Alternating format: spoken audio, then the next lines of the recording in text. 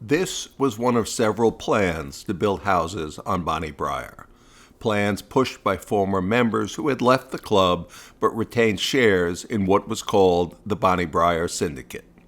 The battle went on for decades. These three men were leaders of the fight to save the club. It was a fun time, but it was a very trying time because at that point, all the developers were sending letters to people saying this club isn't going to last, sell the shares to us. We didn't have money. We had to put in a new sprinkler system. We didn't do it. The sprinkler system was the guy out there with a hose. We were patching the roof. Yeah. We were patching the roof of the building. Bonnie Briar had been launched in the Roaring Twenties, Westchester's golden age for golf. But there were periodic threats to its survival, especially during the double whammy of the Depression and World War II. Club documents warned of unpaid bills and debt in dire language and occasionally a touch of humor. As early as 1947, club officials warned of the need to keep enough cash on hand to buy up ownership shares of members who left. But that became a challenge when the 1960s saw an exodus of old-time members. In 1963, some of the departed had harsh language for the club's offer of $1,250 for their shares. That was slightly more than most had paid, but the syndicate said $9,000 to $10,000 was the real value, based on an ominous new development. The issue percolated until 1981, when a club president defiantly declared that a sale would never happen. Yet before long, the club issued a candid warning to members who had remained faithful. The syndicate now was actively seeking developers. The club tried to buy all the outstanding shares. There were 100 shares. The club owned one, and individuals owned the 99. We used to call it Bernstein because a guy named Marty Bernstein was a spokesman for the group. They offered $37.5. We offered 15. And fortunately for us, we got 39 shares in addition to the one we had. So it was 40 for us and 60 for them.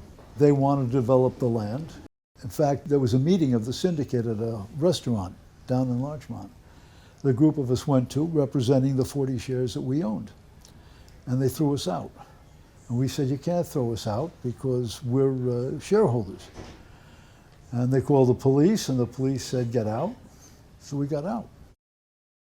Bonnie Briar's land had been zoned residential from the start. The Bernstein plan called for a cluster of 71 houses around the 6th, 7th, and 8th holes, with a much reduced golf course around it. The club leaders were not the only ones raising doubts. Bonnie Briar's land served as a catch basin for overflow from the Shellrake River.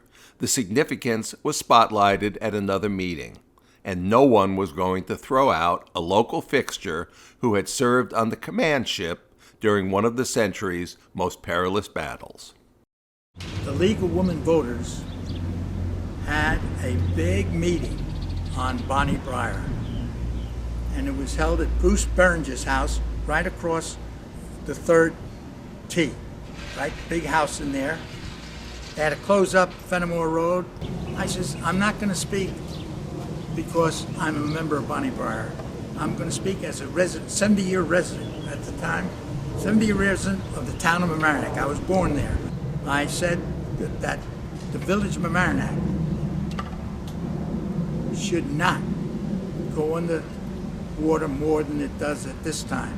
If Bonnie Briar has homes built on it, we're going to be flooded. And I mean flooded. Having homes up here, the water would rush down to Mamaroneck. The town of Mamaroneck rezoned the property from residential to private recreational. Not only this property, but Wingfoot and part of Hampshire. When the town rezoned this, the Bernstein Group sued the town. And the Supreme Court here turned them down, went up to the Court of Appeals, the highest court in this state, turned them down. They applied to the Supreme Court of the United States and they refused to hear it. And then they started seeing the light, the developer Marty Bernstein. saw the light because he realized that you can't build. So we made a deal. We bought him out. At that point, when we bought him out, we had 75 members left. From We had the everybody. Bye-Bye Bernstein And- party. No, it was a bye-bye Bye-bye Bernstein It was a party. Bye-bye We Bernstein. had a bye-bye Bernstein party. And we were more than happy at the time to have the judge come over and play as our guest.